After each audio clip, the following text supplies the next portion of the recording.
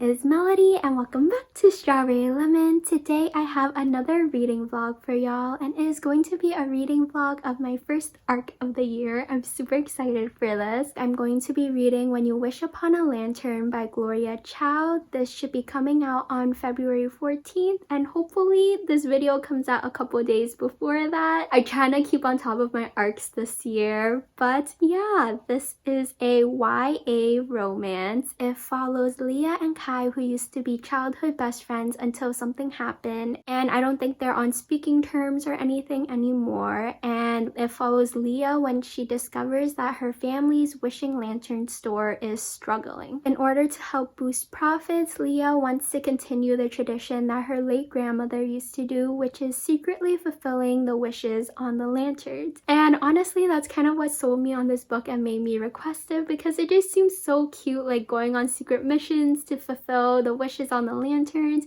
It feels like something you would like see in a movie or a TV show or something. But yeah, Kai is the only one who cares enough, surprisingly, to help Leah, and they go on secret missions trying to fulfill these wishes, and I think a friendship blossoms, maybe something more. But also the synopsis says that their two families have a feud thing kind of going on, so I don't know what's gonna happen with that.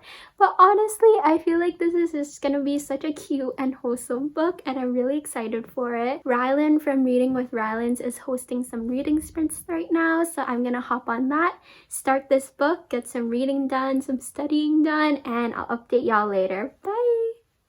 Hi! So it is Friday right now. I think it's been 4 or 5 days since I've last talked to y'all. And yeah, I am 35% of the way through the book. I know, not really far along.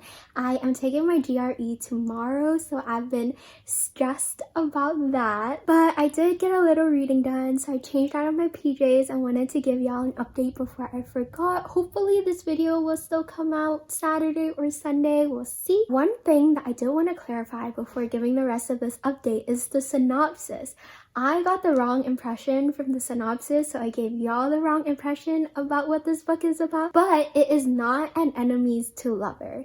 They have been friends since they were kids and they're still friends. It's just something has happened and they like stop talking to each other kind of, but they're not enemies. It's just like awkward and they're kind of avoiding each other. Also, for the feud thing going on with the family, they both own restaurants and they have like a mini feud because they're neighbors and one of the neighbors isn't that great of a neighbor, so there's a feud going on, but it's not as serious as I thought it was gonna be. Now that we have that out of the way, I do want to say I feel like I haven't felt so seen in a book, if that makes sense. I don't know, like the character, one thing that I highlighted was that the character likes these certain things like snack wise, and she said Pocky, Hello Panda chocolate cream biscuits, Haichu, White Rabbit candies, tomato pretz, Yan Yan, and the red and gold lucky candy. And I love every single one of those things that she listed. Love them with my whole heart. Tomato pretz does not get enough love, I gotta say. And there's just so many things I can connect with in this book. And if you didn't know, I am Chinese and some of the words that are said are written in pinyin. And I'm like, wow, I can understand that. And it's just really nice. Besides that, it's just been a really cute story, a cute premise.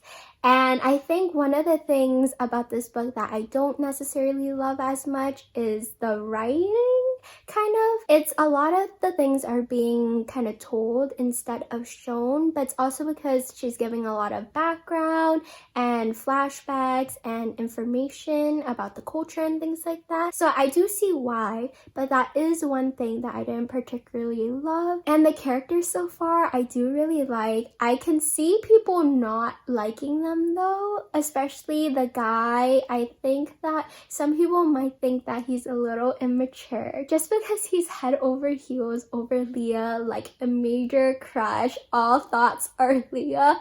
And I think some people will be annoyed with that. But come on, back in high school, I feel like a lot of us were like that at some point or another. Also, I do want to mention, it's briefly talked about in the synopsis, but Leah's grandmother did pass away recently, I think within the last year or so, and Leah was really close with her grandmother. I think out of all of her family members, she was the closest with her grandmother, and she's still dealing with a lot of grief and all of that, and this book touches upon that, and I think it does it really well. But just so that people are aware about that and know that going into the book. And so far we'll follow them on 2 missions. One of them is still in the works, and I want to see how it all pans out. But I think that is all I have for now for updates. I will update you later today or after my exam. We'll see how much reading I get done. But yeah, see ya! Hello! It is now February 14th, so it's been a couple of days and it is officially pub day for this book. Hopefully this video will come out today or tomorrow. But yeah, sorry for the late upload this week. But updates. So I took my GRE on Saturday. I'm just waiting for the official scores and everything to come back. I also got my top 2 wisdom teeth pulled out yesterday. So if I sound weird or anything at all or my pronunciation's off, probably why. Still healing from that. I think my jaw is almost back to normal. I can almost open my mouth fully now. But not as bad as I thought it would be. Probably because both of those wisdom teeth were already like partially out. And yeah, I finally finished reading When You Wish Upon a Lantern today. So I'm here for my final updates and everything.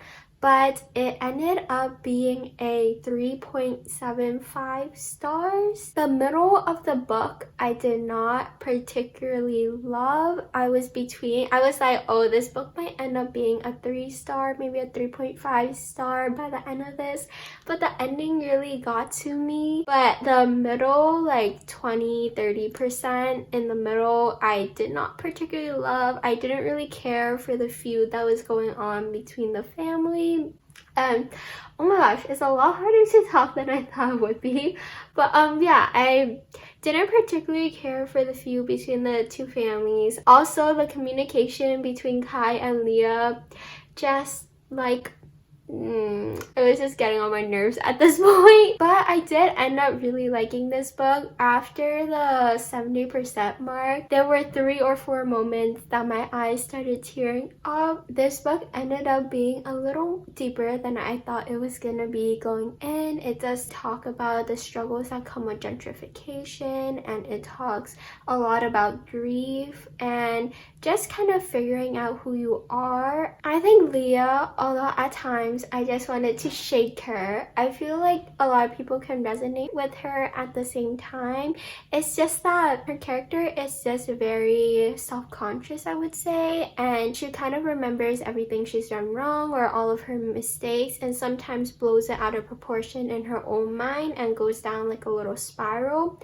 I mean, I feel like we've all been there at one point or another, especially in middle and high school, or we sometimes still go there, and it just makes her character really realistic, but also just makes you so annoyed at her at some points. But the last 30% of this book did really touch me. I love seeing when the community comes together and how tight-knit this community was, and also kind of the butterfly effect in all of the actions they're doing with trying to grant the wishes in the lanterns, like how past wishes they've granted have come to fruition, and how there's sometimes a domino effect and they make a bigger impact than they know. And just with Leah and Kai kind of growing into themselves and finally standing up for themselves and what they want and figuring out what they want, and also how it's sometimes okay not to know what you want, to see what's out there and appreciate that after high school they are lucky enough to have the freedom to be able to go and explore that for themselves. And even though the writing at some points was a little awkward or a little cheesy or something, I did have a really fun time reading this, and it was a really fast read. I think I read half of the book in 2 days, which is fast for me. I like flew by reading this book. But I think some of my favorite things about this book is just all of the culture that it brings to it. It brings so much culture, and I learned new things about my own culture,